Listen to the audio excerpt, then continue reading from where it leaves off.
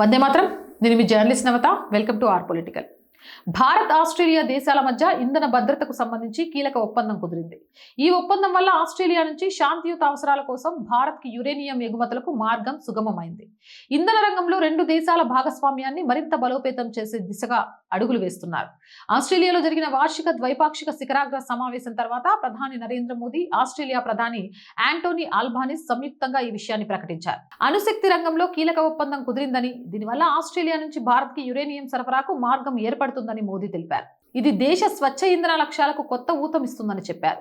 రెండు దేశాలు విడుదల చేసిన సంయుక్త ప్రకటనలో ఇంధన వాణిజ్యం, సరఫరా వ్యవస్థ బలోపేతం, స్వచ్ఛ ఇంధన వినియోగం పెంపుపై కలిసి పనిచేయాలని నిర్ణయించుకున్నట్లు వెల్లడించాయి. 2015లో కుదిరిన అణు సహకార ఒప్పందం కింద యురేనియం ఎగుమతులకు అవసరమైన పరిపాలనా ప్రక్రియను కూడా పూర్తి చేసినట్లు పేర్కొన్నారు. ఆస్ట్రేలియా నుంచి వచ్చే యురేనియం పూర్తిగా శాంతియుత అవసరాలకే వినియోగిస్తామని స్పష్టం చేశారు. దీనిపై ఇంటర్నేషనల్ అటామిక్ ఎనర్జీ ఏజెన్సీ భద్రతా నిబంధనలు అమల్లో ఉంటాయని తెలిపాయి. పశ్చిమాసియాలో నెలకొన్న ఉద్రిక్తతలు ప్రపంచ ఇంధన సరఫరా ధరలపై ప్రభావం చూపుతున్నాయని ఆందోళన వ్యక్తం చేశాయి. అయినా ఇంధన సరఫరాలో అంతరాయం లేకుండా చర్యలు కొనసాగిస్తామని వెల్లడించాయి.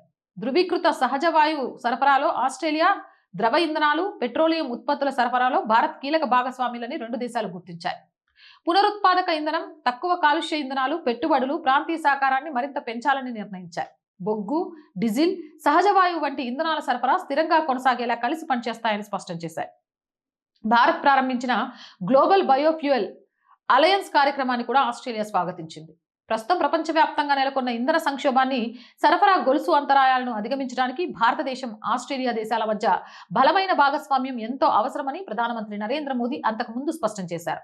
మెల్బోర్న్లో జరిగిన ఇండో ఆస్ట్రేలియా CEO ఫోరం సదస్సులో ఆయన ఇరు దేశాల వ్యాపార ప్రముఖులను ఉద్దేశించి ప్రసంగించారు.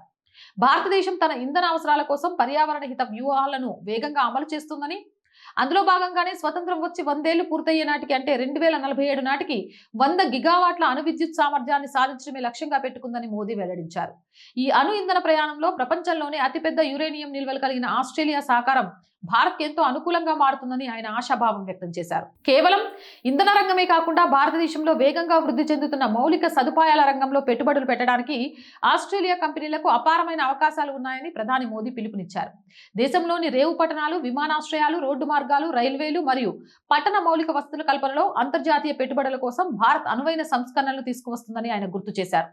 ఆస్ట్రేలియాకు చెందిన అధునాతన సాంకేతికత, భారీ మూలధనం భారతదేశపు వేగవంతమైన ఆర్థిక ప్రగతికి తోడైతే ఇరు దేశాలకు ప్రయోజనకరంగా ఉంటుందని మోదీ పేర్కొన్నారు.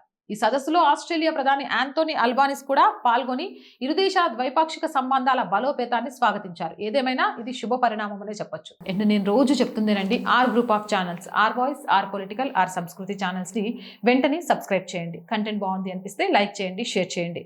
అండ్ ఆర్థికంగా ఆర్ వాయిస్ కి మీ చేయూత చాలా చాలా అవసరం. మీ చేయూత వల్ల మాత్రమే ఈ రోజు ఈ ఛానల్ నడుస్తుంది. అలాగే ఆర్థికంగా సపోర్ట్ చేస్తారు అని కోరుకుంటున్నాం. ఆర్థికంగా సపోర్ట్ చేయాలి అంటే సబ్స్క్రిప్షన్ పక్కనే జాయిన్ అనే బటన్ ఉంది. 1 to 5 లెవెల్స్ ఉన్నాయి. ఏదో ఒక లెవెల్లో సపోర్ట్ చేయండి. లేదా స్క్రీన్ మీద గూగుల్ పే, ఫోన్ పేతో పాటు అకౌంట్ డీటెయిల్స్ ఉన్నాయి. మీకు తోచిన సహాయాన్ని అందించండి. వ్యాపార ప్రకటనల కోసం 8328 500 576 నెంబర్ని సంప్రదించండి. జై హింద్, జై భారత్.